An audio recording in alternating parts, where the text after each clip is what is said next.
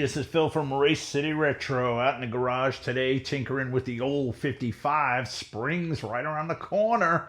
It's finally starting to get decent out there. Well, for us, for some of you guys up north, you're experiencing a major blizzard today. Stay safe, guys.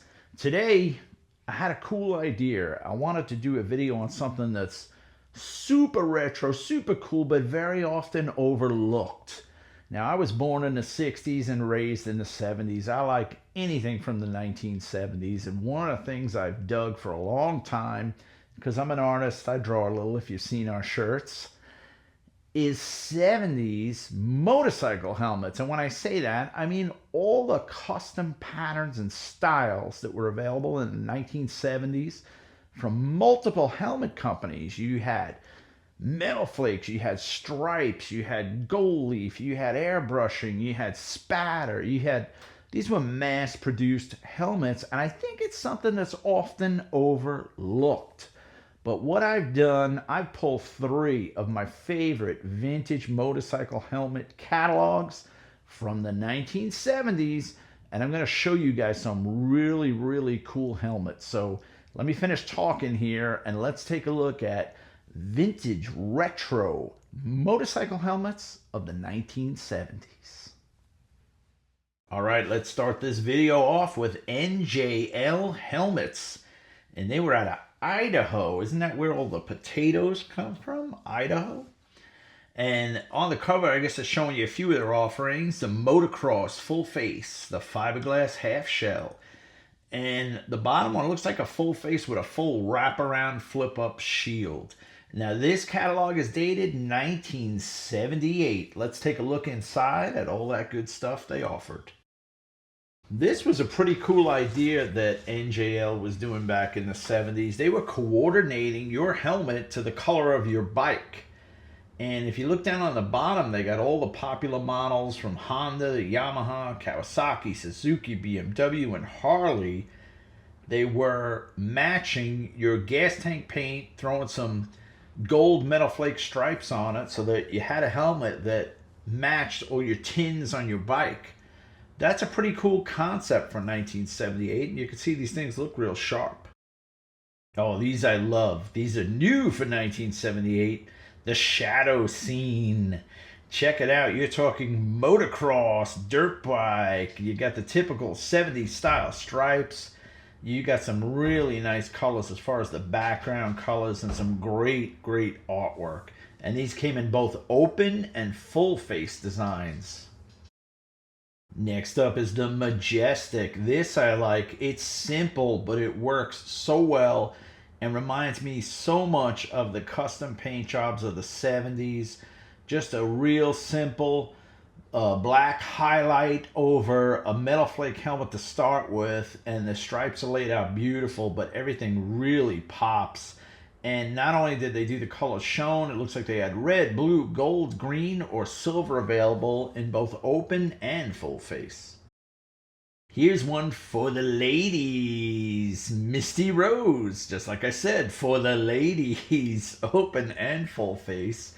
And this is kind of strange. If you break it down and look in the stripe, it looks like, okay, these started with a Metalflake helmet. They then put a lace pattern over the Metalflake helmet.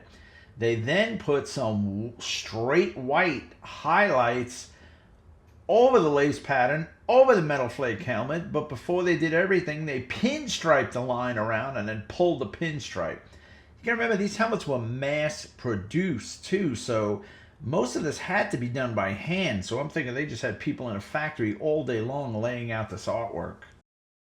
All right, so if you've ever done any kind of custom painting, you could appreciate all the work that goes into the layering on these helmets. And this next one, the Diamondback, I guess they're trying to give it that snakeskin look.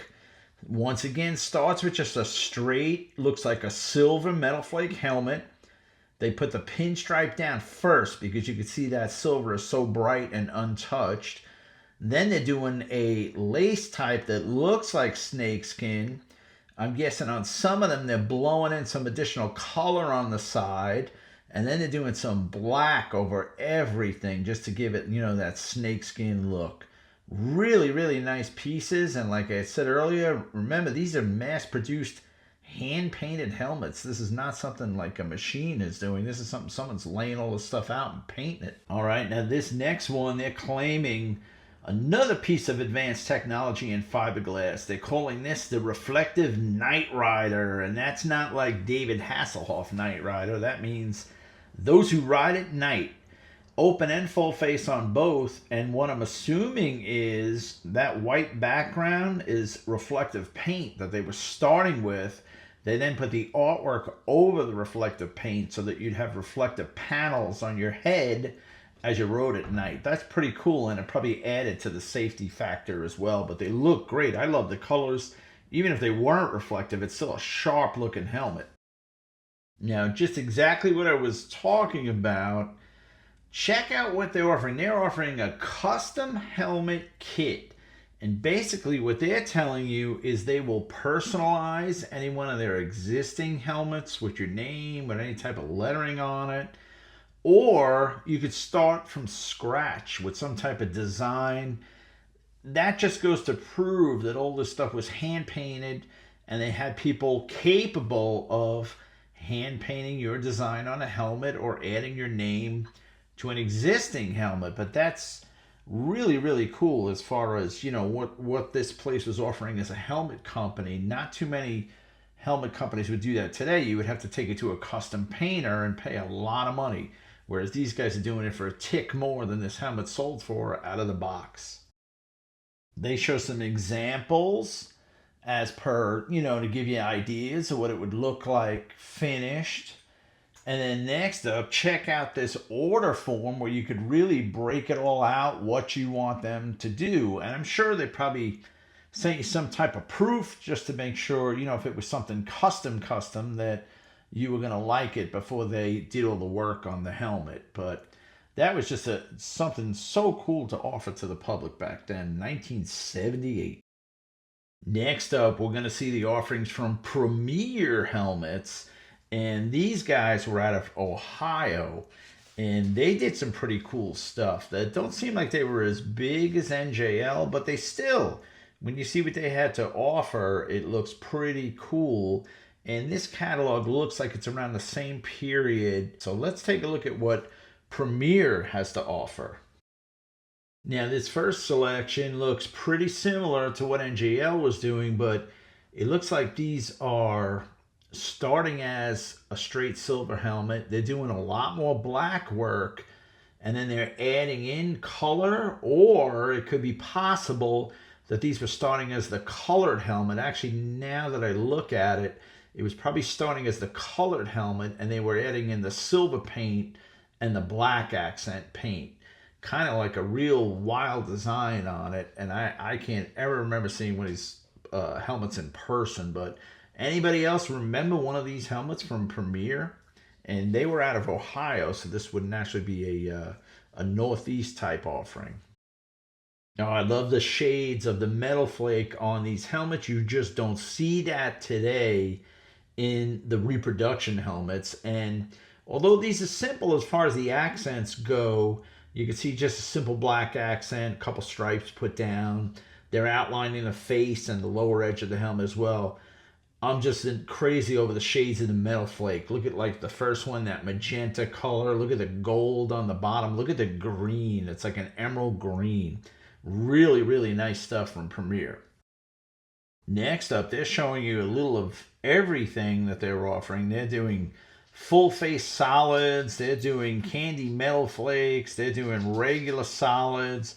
And then doing Metalflake full face with accents. Looks like starting as a silver and then putting color on, or vice versa. But once again, you're not going to duplicate those vintage Metalflake helmets. The shades of the Metalflake are so much different than what they offer today. And even with this, check out, these are just their basic helmets for like motocross. Look at the orange, look at the yellow. I mean, you just don't see stuff like that now. And then on the bottom, you got some Metalflakes with white stripe. And then on that top left one, you have an asymmetrical stripe. And check out the earplugs where you could hear. So they had the mesh in the ear so you could hear better. The helmet wasn't so quiet. It almost looks like a little speaker in there, but basically what that's doing on those bottom helmets as it's letting the noise get into you so that you could hear what's going on.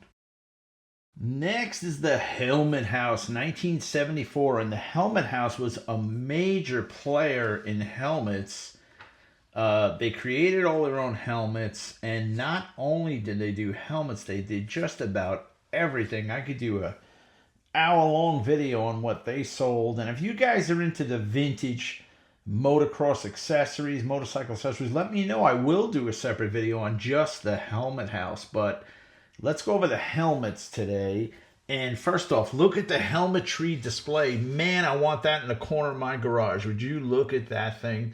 Oh man, anybody ever see a helmetry display like that in a motocross store back in the day? Their entry-level helmet was the Hustler 200, and I guess it wasn't as crazy as the better helmets, but they had a good selection of colors. And like I said, you just can't duplicate the colors from the 70s when you look at these. Tangerine, International Yellow, Brilliant Black, International Orange, Gang Green, bottom right. Really, really cool stuff. And a $20 retail, $19.95. Now the Hustler 400 helmet, that was the Owens Corning fiberglass. So that was the rated helmet. That was the real heavy duty, you're not messing around helmet. And check out the colors.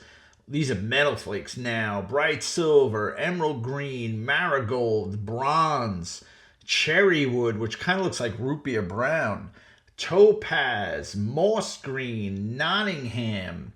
And it just continues. Royal blue, plush purple, a purple Metalflake helmet. Oh, Mopar guys, unite. Fire fuchsia, ruby red, brilliant black, international orange, bright white, and international yellow. And these were $5 more than the other ones at $24.95. But what a selection of Metalflake colors. Amazing. And these are their Fury helmets designed by Molly. So I'm guessing Molly was the artist, right, that did these. Amazing graphics. She even got some twinkles on the top one. These are incredible because this looks like something back then you would send to a custom painter. And I mean the browns and golds, red, gold, and silver, blue, dark blue, and silver, orange, gold, and silver, green, lime green, and silver. I mean, these are just total 70s color combos. And this was 1974, this catalog, don't forget. On the next page, more of the Fury helmets. But these were the candies. Candy silver, candy burgundy, candy apricot, bronze, international yellow, and blue. Amazing. And they did them in open face and full face. What an amazing color palette on these Fury helmets. You can see exactly why the Helmet House was such a big player in the helmet game in the 70s.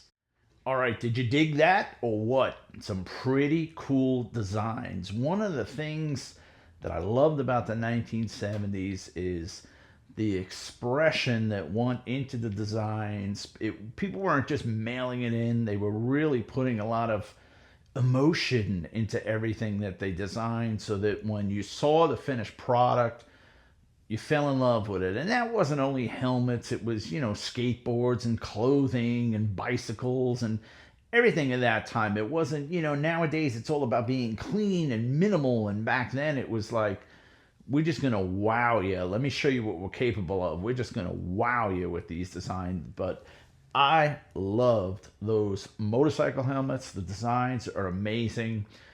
Anybody got any of that stuff sitting around, man? You still got one of them sitting on the shelf in the garage? Or do you use a vintage helmet when you ride your vintage bike?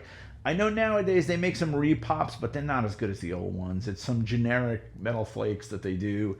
I've also seen them do like the Stars and Stripes, like the Easy Rider helmet. I've seen those out there as well. But do you run an actual vintage helmet when you ride? If so, put it in the comments and let me know what you thought of this video and these helmets. Some pretty cool stuff. Next time you get out to the garage sales, the swap meets, take a look around. There's probably still a lot of these helmets kicking around out there.